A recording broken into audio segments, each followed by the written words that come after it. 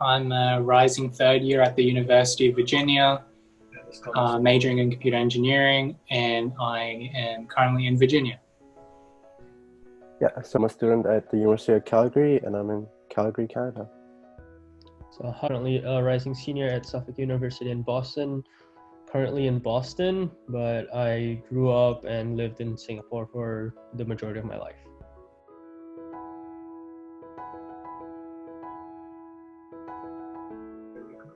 It's honestly like crazy just how much things have riled up everywhere around the US and even other parts of the world. I read. I definitely understand the anger, and I definitely see the George Floyd event as something akin to like the straw that broke the camel's back, because this type of thing has been bubbling up for years now, and finally, someone got the whole thing on video. I watched it. It was really painful to watch. And I totally understand the reaction that people are having to the events. What I am kind of afraid of is going too much to the extremes of one end or another. And I know it's hard to do that when something so emotional is going on, because our initial reaction to anything, just to simplify the world that we live in, is to go one way or the other. It's either all good or all bad, But reality is not that simple. And sometimes it's a little good and a lot bad, or vice versa. I think it's definitely, there is some good in that people are really getting the message out there. Like, I don't think something like this has blown up in a while to this extreme. Just everywhere on Twitter, Instagram, Facebook, everyone's talking about it. And if you're not talking about it, then sometimes you're even getting called out for not talking about it, which is, I don't know about that. Definitely, I understand, the anger that some people might have against, say, like celebrities that have spoken out about things like this in the past, but it's something like staying silent. Now, it sends a message. Silence, even though it is no action, it is a kind of an action, and you are sending some kind of message to it. I would say my general opinion of the whole thing is it's understandable. There's definitely some, I think it's good in the sense that most likely after everything kind of dies down, a lot of change will kind of happen, just because, you can't really have something like this happen and not have something change. And I think that change is going to be good. So I have not said anything about it on my social media, and I feel personally like it's not, like, I'm all for this whole to me it feels like anti-racism, right? And I'm definitely down for like equality and like not having racists in power, or even just a high disparity of like race gaps. But as an like international student in the US, I don't think it's my place to really say anything, because well, I do want to say things. It's hard to like I need to think about myself first and my position here as an international student, that if I do say something wrong, it might affect me, and yeah, I guess that is, some people would consider it like very self-centered, but my family has struggled through enough to get me where I am, and I kind of do want to finish my degree without having too many issues. Yeah. It's kind of like a mob mentality. It's like where people like, you're either with us or you're against us. So if you're not protesting with us, you're actually going against us. And people don't actually look at what it's being like in the other person's shoes.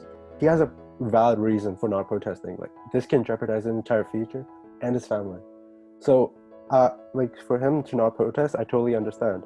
But I think people would take that in a negative manner that he supports racism, which is completely inaccurate from the way he's talking. So I think it's that just mentality of you're either helping us or you're just going against us. So, which is, I don't think this is the kind of society people would want to live in.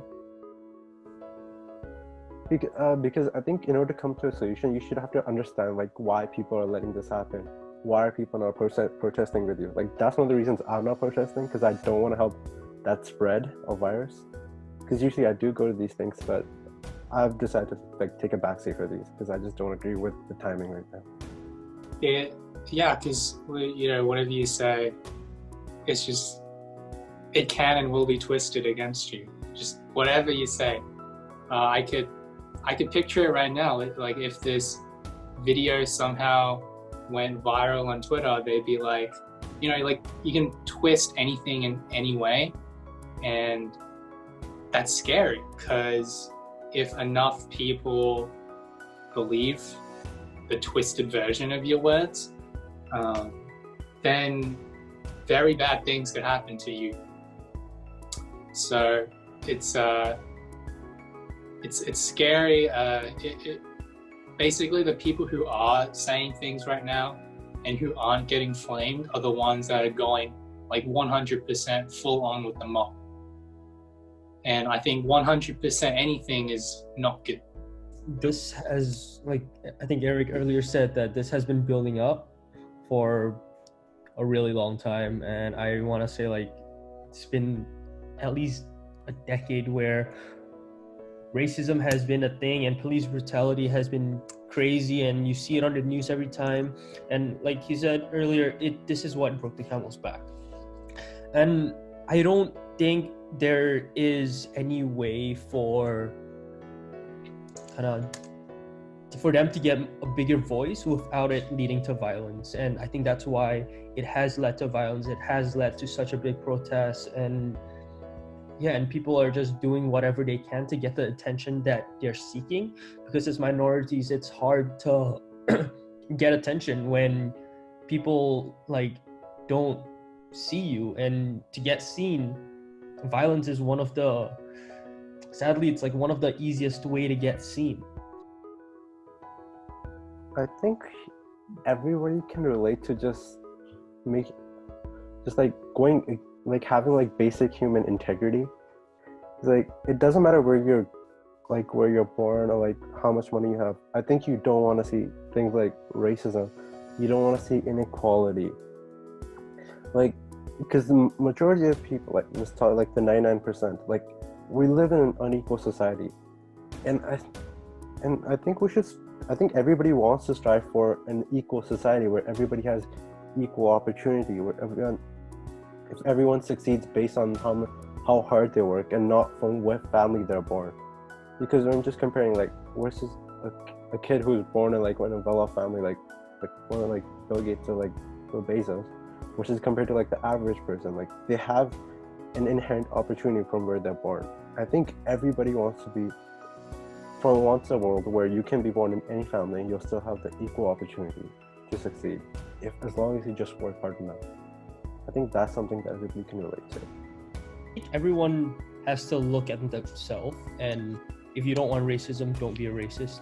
I guess that's the simplest way to put things. If you want something to happen, you have to instill it in yourself, and you have to be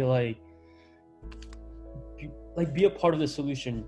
Like, say you don't want racism to happen, don't be a racist. Don't even think of jokes that might be taken another way. And I think for everyone, that is something that they can do. It really shows somebody's values. It really shows somebody's values when they do something instead of, in my opinion, saying something or just posting on social media. Yes, it raises awareness, but if you're not doing anything about it yourself, does it really matter?